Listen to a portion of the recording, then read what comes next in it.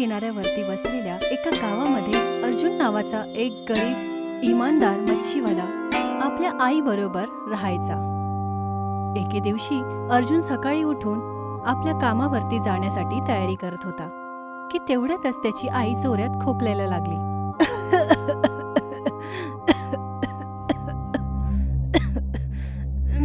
काय झालं आई? मी काही दिवसापासून बघत आहे की तुला खोकला येत आहे. तू ठीक आहेस ना?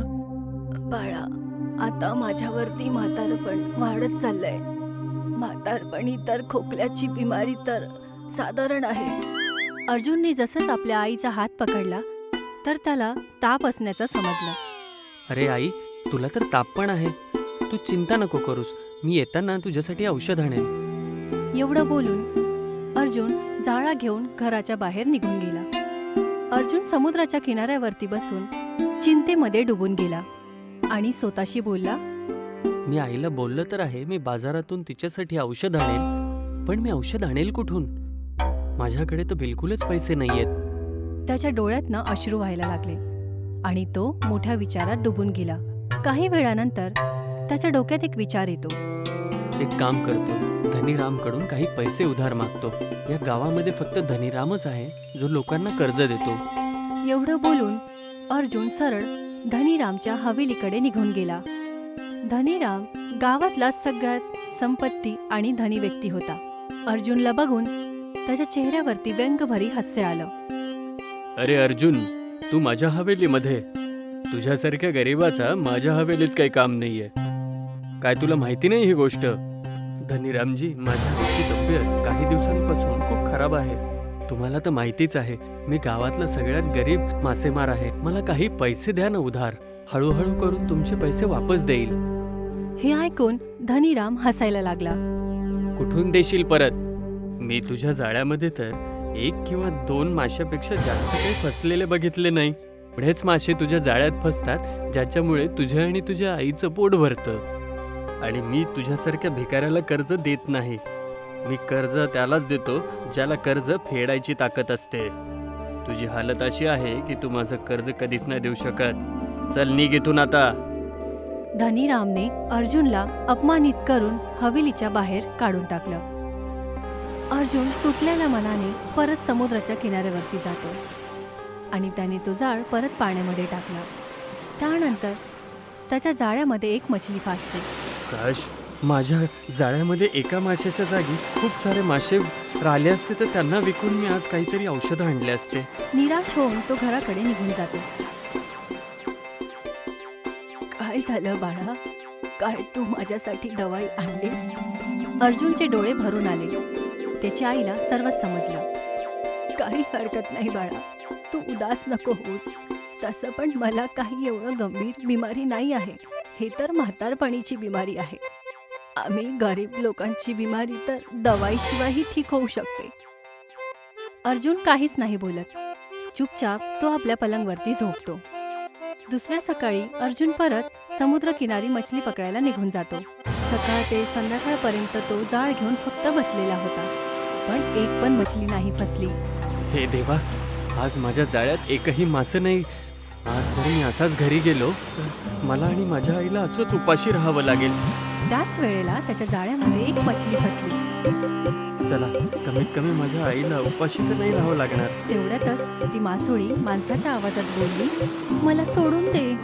हे देवा, हा मासा माणसाच्या आवाजामध्ये कसं बोलत आहे? काही हा राक्षस किंवा काही पिशाच तर नाहीये. नाही, मी कोणी राक्षसी आहे, नाही कोणी पिशाचणी. मी फक्त एक साधारण मासोळी आहे. विचार नको करूस.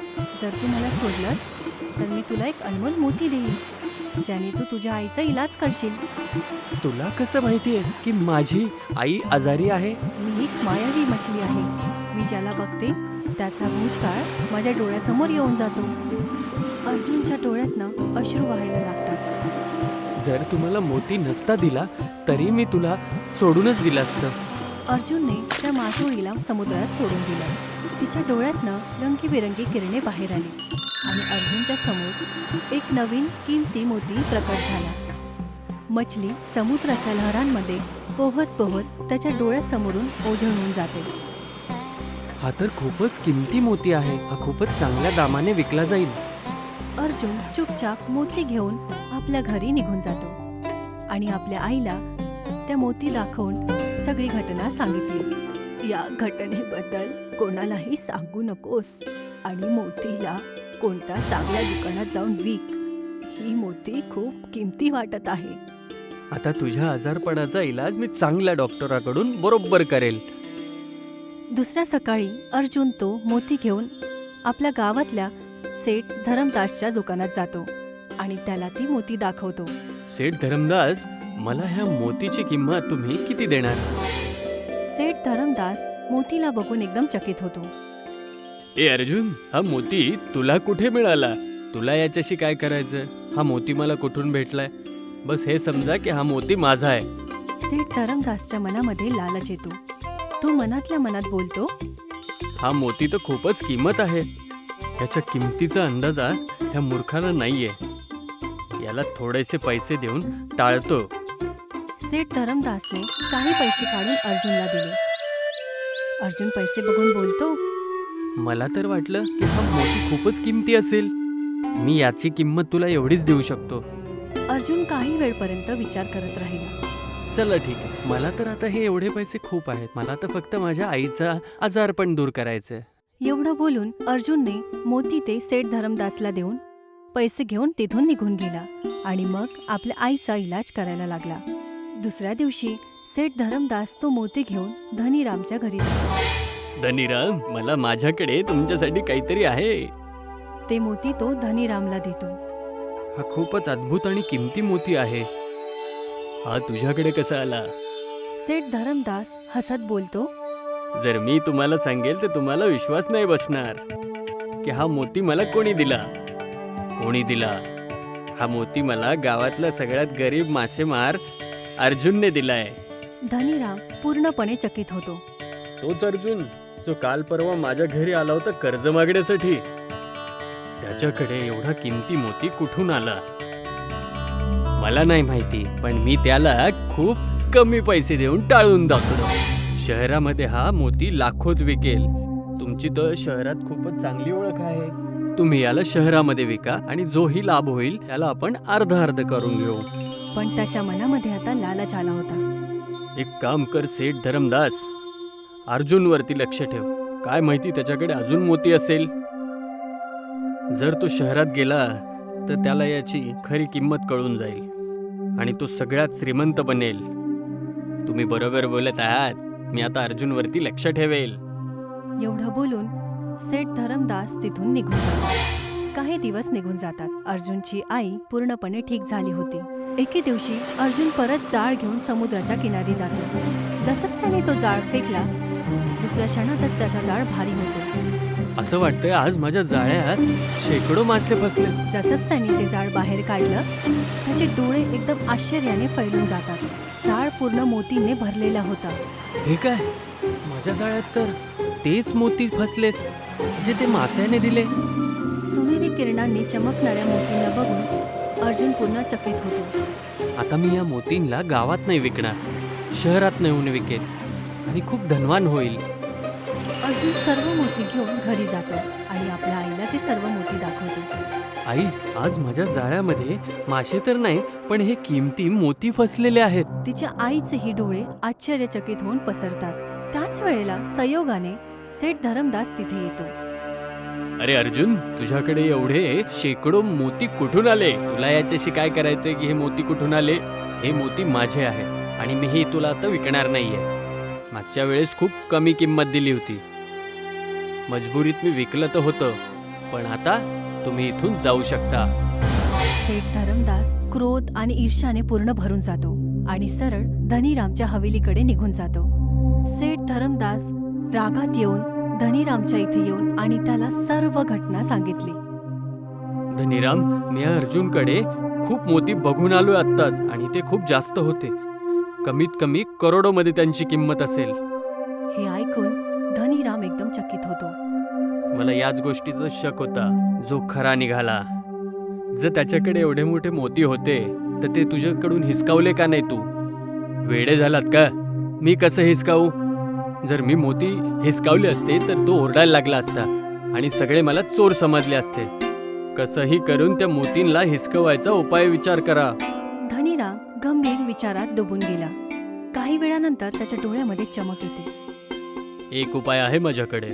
काही ना, आज रात्री आपण अर्जुनच्या घरी डाका टाकायला लावावं आणि आपल्या रस्त्यातून नेहमीपासून बंद होतील. या प्रकारे मोती आपल्याकडे येतील आणि लोक समजतील की डाकूंनी अर्जुनच्या घरावरती हमला केला आणि त्याला मारलं. बिलकुल बरोबर बोलत आहात तुम्ही. असंच करणं सगळ्यात बरोबर असेल. रात्रीच्या वेळेला अर्जुन झोपेत होता. तेवढ्यातच तिथे 2 नकाशपोश त्याच्या घरात येतात. अर्जुन एकदम गडबडीमध्ये उठून जातो आणि त्या दोन्ही चोरांकडे बघून बोलतो. कोण आहात तुम्ही दोघं? दोन्ही चोरांनी काहीच उत्तर नाही दिलं आणि सरळ त्या जागेवरती गेले जिथे मोतीने भरलेली पोटली ठेवली होती. एक नकाशपोशने तर पोटली उचलली आणि दोघंही तिथून जोरात धावायला लागलेत. तेवढ्यातच अर्जुनच्या आईचे डोळे उघडले. अरे अर्जुन, आपल्या घरात काय होत आहे? 2 डाकू आमच्या घरात आले आणि किमती मोतींला घेऊन निघून गेले. मी त्यांच्या मागे चाललोय. आई बाळा, तुझ्या जीवाला धोका होऊ शकतो. अर्जुनने आईचं बोलणं नाही ऐकलं आणि दोन्ही चोरांच्या मागे धावायला लागला. दोन्ही चोर धावता धावता समुद्र किनारी पोहोचतात आणि अर्जुनही तिथे येऊन पोहोचतो. माझे मोती मला वापस द्या. दोन्ही चोरांनी अर्जुनला खूप जोरात मारायला चालू केलं. काही वेळानंतर अर्जुन जमिनीवरती पडला आणि त्यांनी त्याला उचलून समुद्रामध्ये फेकून दिलं आणि सरळ धनीरामच्या हवेलीकडे निघून गेले आणि त्या चोरांनी ती पोटली धनीरामला दिली आणि तिथून ते लोक निघून गेले. थोड्या वेळानंतर सेठ धरमदास तिथे येतात. बघितलं माझ्या बुद्धीचा कमाल. मी माझी चाल चालून हे मोती तर त्याच्याकडनं हिसकावून घेतले. आता तो काही नाही करू शकत कारण तो मेला आहे. माझ्या लोकांनी त्याला मारून समुद्रात फेकलंय. एवढं बोलून धनीराम जोर जोरात हसायला लागला. तिकडे अर्जुनची आई धावत धावत समुद्राच्या किनारी येऊन पोहोचते. लहर जोर जोरामध्ये येत होती. अर्जुन, अर्जुन, अर्जुन बाळा!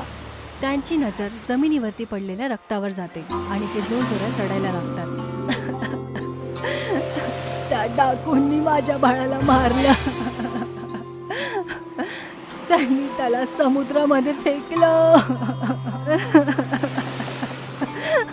ते तिथेच बसून खूप वेळापर्यंत रडत राहिले. अर्जुन मेला नव्हता.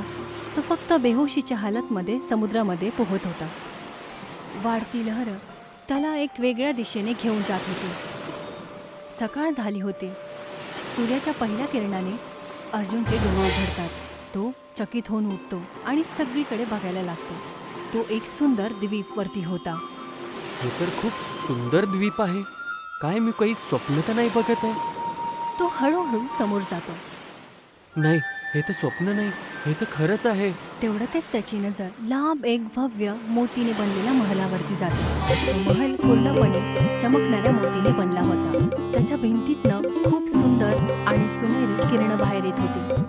गुंबदवरती जडलेले मोती सूर्याच्या किरणात असे चमकत होते जसं आकाशातनं तारे उतरले असतील. महलाचे दरवाजे आणि खंबे एवढे बारीक आणि नकाशेदार होते, असं वाटत होतं स्वप्नलोकचा हिस्सा असेल. अर्जुन खूप वेळपर्यंत त्या मोती महलला बघत राहतो. पण थोडा घाबरत तो त्याच्याकडे जातो आणि महलाच्या आतमध्ये निघून जातो.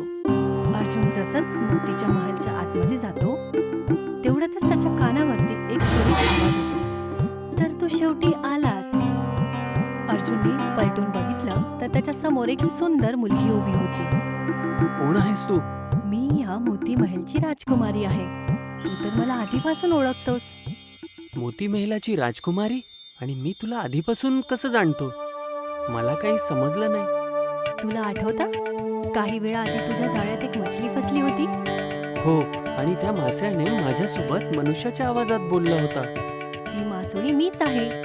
खरं तर मी मछलीचा रूप धारण करून मनुष्याच्या जीवनात जाते. जोही मनुष्य मला आवडतो आणि ज्याचं मन लालचपेक्षा मुक्त असतं, मी त्याची मदत करते. जसं मी तुझी मदत केली. मी तुला एक मोती दिलं आणि नंतर मी तुझं जाळ मोतींनी भरून टाकलं. पण डाकूंना पत्ता लागला की माझ्याकडे किमती मोती आहेत आणि ते माझ्याकडे रात्री आले आणि माझे लुटून घेतले आणि मला मारून समुद्रात फेकलं. बहुतेक त्यांनी असं विचार केला की मी मेलो आहे. माझी आई पण हाच विचार करत असेल. तू जे बघितलंस तू त्यालाच खरं समजलं, पण खरं तर ते टाकू नव्हते, ते धनीरामची माणसं होती. धनीरामची माणसं? पण धनीराम माझ्यावर हमला का करवेल?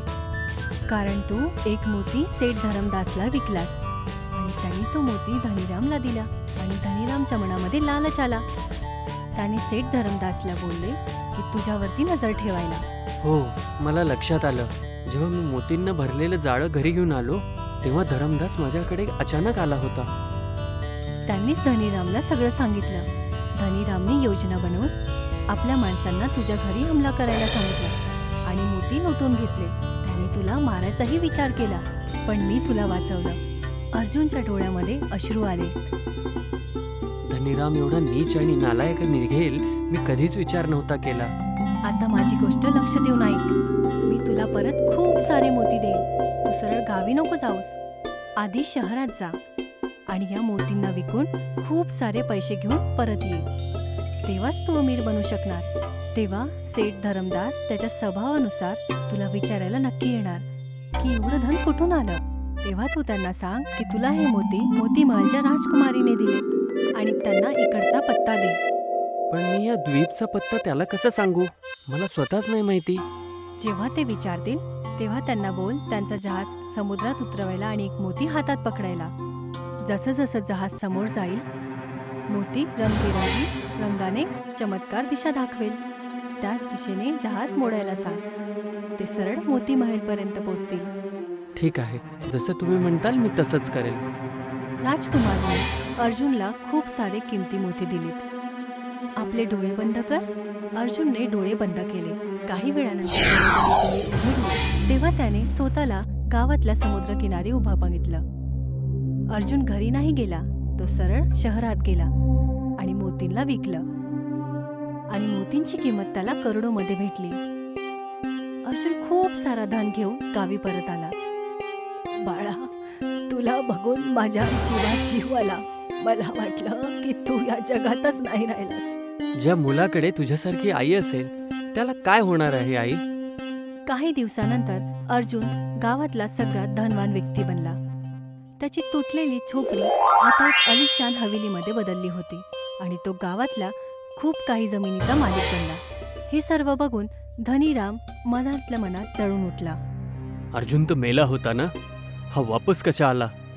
आणि सगळ्यात वेगळी गोष्ट ही आहे की तो श्रीमंत होऊन आलाय. मला तर हेच कळत नाही की त्याच्याकडे एवढी मोठी दौलत आली कुठून. चला अर्जुनलाच विचारू. तो साधा माणूस आहे, आपल्याला जरूर सांगेल की त्याच्याकडे एवढे पैसे कुठून आले. दुसऱ्या सकाळी धनीराम आणि सेठ धरमदास अर्जुनच्या घरी पोहोचले आणि त्याला गोड गोड गोष्टींबरोबर बोलायला लागले. आता तर तू आमच्या बरोबरीचा झालायस. सांगा, तुम्ही इथे कुठल्या कामाबद्दल आलायत? धनीरामने सेठ धरमदासकडे बघितलं आणि मग हसत अर्जुनला बोलला, हे बघ अर्जुन, गावामध्ये अफवा फैलली होती की आम्ही तुला मारून टाकलं. मग तू वाचून कसा आलास आणि त्याच्यानंतर एवढं धनवान कसा झालास? सेठजी, तुम्ही एकदम बरोबर बोललात. आता आपण एकदम बरोबरीचे झालेलो आहोत, तर मी तुमच्यापासून कुठली गोष्ट नाही लपवणार. यानंतर अर्जुनने तीच गोष्ट सांगितली जी मोती महलच्या राजकुमारीने तिला सांगायला सांगितली. काय खरंच समुद्राच्या मध्ये कुठल्या द्वीपवरती मोती महल आहेत आणि तिथे त्यांची राजकुमारी राहते आणि तिनेच तुला हे मोती दिले? मी तुम्हाला खोटं का बोलेल? पण जर विश्वास नसेल होत तर तुम्ही जाऊन बघू शकता. धनीराम आणि सेठ धरमदास लगेचच अर्जुनच्या हवेलीतनं निघून गेले. त्यांनी एक जहाज तयार केला आणि आपल्या जवळ ठेवलेला एक मोतीच्या सहाऱ्याने समुद्रामध्ये निघून गेले. काही दिवसानंतर तो मोती चमकायला लागला आणि रंगबेरंगी किरणांनी त्यांना रस्ता दिसला. तो त्याच दिशेने जहाज मोडतात आणि शेवटी मोतींच्या द्वीपवरती जाऊन पोहोचतात, जिथे विशाल मोती महल त्यांना दिसला. याचा अर्थ म्हणजे अर्जुन बरोबर बोलत होता. मला तर अजूनही विश्वास नाही बसत आहे. माझ्या डोळ्यासमोर एवढा मोठा अद्भुत मोती महल आहे. चला आतमध्ये जाऊया. धनीराम आणि सेठ धरमदास महलाच्या आतमध्ये जातात. तेवढ्यातच मोती महलची राजकुमारी तिथे येते. तूच या मोती महलाची राजकुमारी आहेस? हां, मी तीच आहे. तर आम्हाला पण अर्जुन सारखे खूप सारे मोती द्या ना, नाहीतर त्याच्यापेक्षा पण जास्त मोती द्या. दुसऱ्या क्षणातच राजकुमारीच्या डोळ्यातनं रंगीबेरंगी किरण बाहेर येतात आणि धनीराम आणि सेठ धरमदास एका पिंजऱ्यामध्ये बंद होतात. हे तुम्ही काय करत आहात? अर्जुनला तुमच्याबद्दल सर्व माहिती पडलं होतं. तुम्ही दोघांनीच त्यांच्या घरामध्ये लूट मचवली होती आणि त्यांना मारायचाही कोशिश केली. त्यांनीच तुम्हाला इथे जाणून बुजून पाठवलंय. काय? तुमच्या लालचने तुम्हाला फसवलं आहे. तुम्ही अर्जुनपासून त्याचा मोती हिसकावण्याचा प्रयत्न केला, जे तुमचं नव्हतंच. आता तुम्हाला तुमच्या केल्याची सजा मिळणार. तुम्ही नेहमी आता याच पिंजऱ्यामध्ये कैद राहणार. आम्हाला सोडा, आमच्याकडनं चूक झाली. नाही, तुमचा शेवट हेच असायला पाहिजे. एवढं बोलून मोती महलची राजकुमारी तिथून निघून जाते. इथेच त्यांची लालच भरलेली कहाणी संपून जाते आणि न्याय पूर्ण झाला.